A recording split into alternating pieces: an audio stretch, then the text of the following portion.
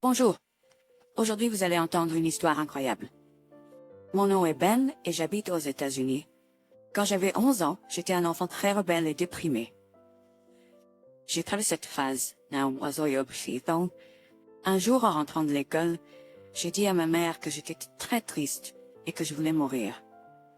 Bien que je voulais pas réellement mourir ce moment-là, c'est ce que j'entendais. Plus tard dans la soirée, mes parents ont décidé de m'emmener à la seule institution psychiatrique de ma ville.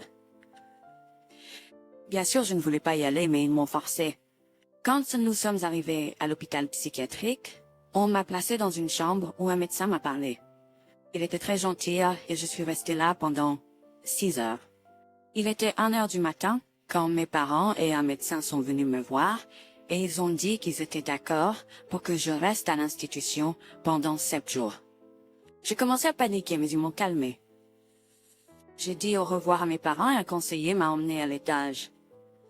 Je pensais que j'aurais ma propre chambre ou quelque chose du genre, mais à la place, on m'a placé dans une salle de sport où il y avait environ 150 enfants entassés dans des petits lits côte à côte. On m'a donné un matelas qui avait l'air dégoûtant, à côté de 2 enfants qui dormaient. Le premier jour semblait être une journée correcte. On nous a réveillés à 9 heures, ce qui était désagréable car j'étais arrivée là à 1h30 du matin. Mais dès que nous sommes allés à la salle à manger, j'ai su que ça n'allait pas être une partie de plaisir. Tout le petit déjeuner qu'ils nous ont servi était du pain grillé nature. Rien d'autre. On pouvait seulement demander un verre d'eau dans un petit gobelet en plastique pour boire. Quand j'ai demandé si c'était tout ce qu'on allait avoir et si je pouvais en avoir plus, car j'avais très faim, un conseiller m'a crié dessus et m'a traité d'ingrat. Les autres enfants autour de moi, qui avaient tous à peu près mon âge, m'ont dit de ne pas demander de faveur. Quelque chose qui m'a frappé, c'est qu'ils avaient tous l'air si pâles, déprimés et sans vie. Tout au long de la journée, les conseillers nous ont parlé, parfois en groupe et individuellement, de nos problèmes mentaux. On ne nous a pas proposé de déjeuner et notre prochain repas était à 19 heures où une fois de plus on nous a donné 2 petits pains et un morceau de viande froid. C'était tout pour le dîner avec un petit verre d'eau. Quand je suis allée me coucher cette nuit-là, j'ai remarqué quelque chose que je n'avais pas remarqué la première nuit. Il y avait des conseillers qui passaient devant les enfants endormis toutes les 5 minutes. C'est bizarre. Le deuxième jour était bien pire. Même petit déjeuner, même expérience. Le dîner était à nouveau terrible et quelqu'un a même volé mon dîner. Quand j'ai demandé mon dîner, en citant le fait que quelqu'un l'avait littéralement volé, un conseiller a dit que j'aurais dû en prendre mieux soin. J'ai même commencé à pleurer et un conseiller m'a crié dessus pour que je m'arrête. Le 3e jour était un cauchemar. Comme la première appelé, un conseiller moi, qui est venu moi et m'a attrapé les cheveux. Quand je lui ai dit qu'il n'avait pas le droit de me toucher, il m'a donné un coup de poing sur le front et m'a dit de me réveiller. Ce jour-là était assez mauvais, car ils nous ont fait faire des exercices pour une raison quelconque. Je n'avais pas pris de douche pendant les 3 jours où j'étais là. Et j'ai demandé à un conseiller quand nous allions prendre des douches. Il a répondu que seuls les enfants qui se comportaient bien étaient autorisés à prendre des douches. Une fois par semaine, nous parcourons la liste, et les enfants les moins sages sont en bas. Si le délai de 2 heures passe, les enfants dont nous n'avons pas encore parcouru les noms ne prennent pas de douche. J'étais en fait confus par ce qu'il a dit. Alors j'ai demandé à un enfant qui était à côté de moi, et il m'a expliqué que si vous posez ces questions au conseiller, vous ne prenez pratiquement pas de douche. En parlant des salles de bain, elles étaient dégoûtantes. On pouvait voir qu'elles n'avaient pas été nettoyées. Il y avait une salle de bain pour les garçons dans le couloir où nous dormions, et elle était pleine d'urine sur le sol et elle empestait l'urine et d'autres odeurs. On pouvait voir qu'elle n'avait pas été nettoyée depuis au moins 1 semaine ou 2. Le 4e jour était probablement le pire jour. J'ai pris mon temps pour aller à la salle à manger et donc mon petit déjeuner a été pris. La même chose s'est produite avec mon dîner plus tard dans la journée. Les conseillers ont refusé de me donner de la nourriture. juste avant d'aller me coucher. Ce jour-là, j'ai dit à un conseiller de me donner de la nourriture à voix haute, ce qui a failli me faire traîner au bureau de la personne qu'ils appelaient le président, qui était essentiellement le chef de l'institution hospitalière. Il m'a dit qu'il allait appeler mes parents et leur dire que je devrais rester à l'hôpital plus longtemps si je continuais à me comporter. J'avais peur à ce stade.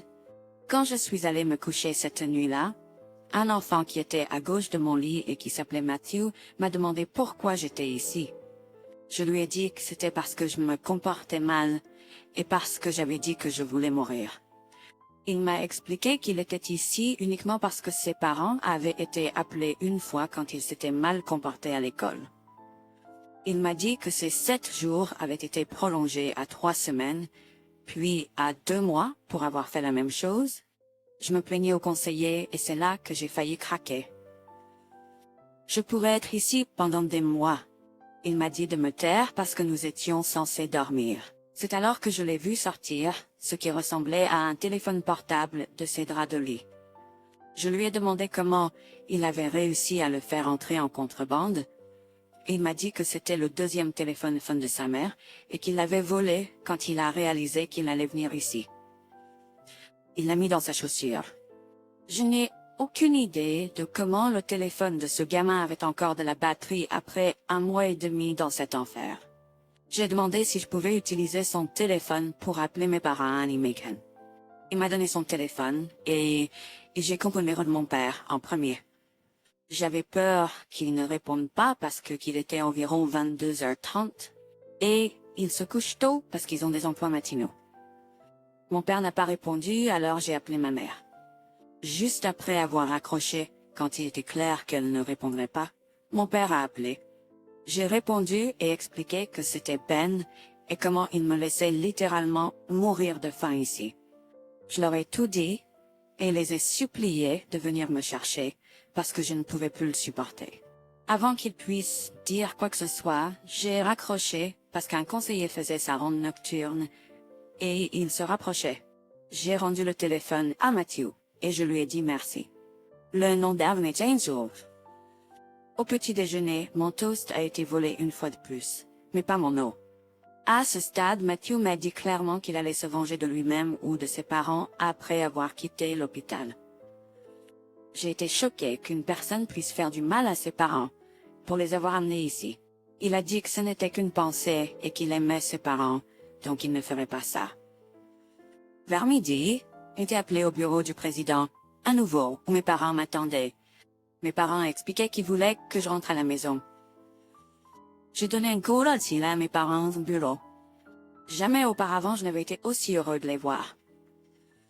Mes parents ont demandé au président de l'institution, ainsi qu'à un médecin et à un conseiller présent, si les rumeurs selon lesquelles j'étais affamée étaient vraies. On leur a dit que c'était un mensonge, et le conseiller a même montré une photo sur son vieux iPhone 4 d'enfants mangeant joyeusement dans la salle à manger.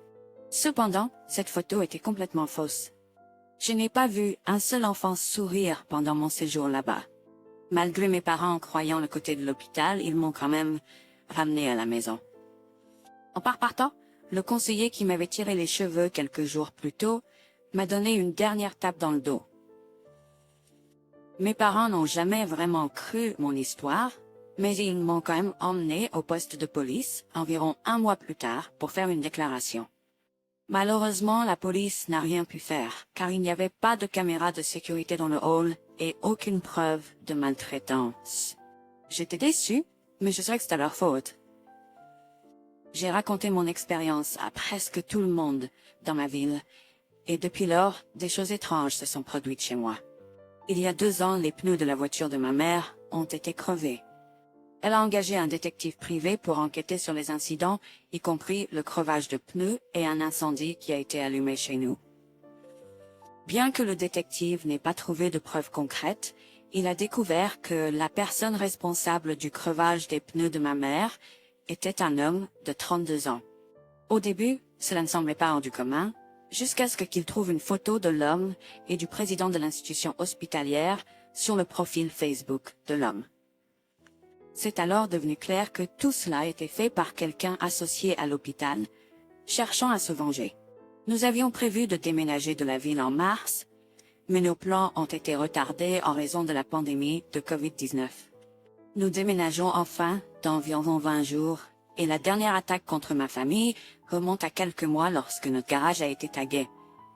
Ma mère a décidé de ne pas porter plainte contre l'homme de 32 ans, et nous voulons juste partir, et ne plus être dérangés. Mon seul conseil est le suivant. Si vous envisagez d'envoyer votre enfant dans un hôpital ou une institution psychiatrique, ne les laissez pas seuls avec un conseiller, un médecin ou quelqu'un de l'institution. Et ne les laissez pas seuls pendant plus d'un jour. Cela fait presque 10 ans depuis mon expérience, et reste que Mathieu va bien, et Nal, mal. J'espère aussi qu'il a pu sortir de l'institution. À nos chers auditeurs, n'oubliez pas de liker et de vous abonner à notre chaîne. Votre soutien me motive à publier de nouvelles vidéos pour vous.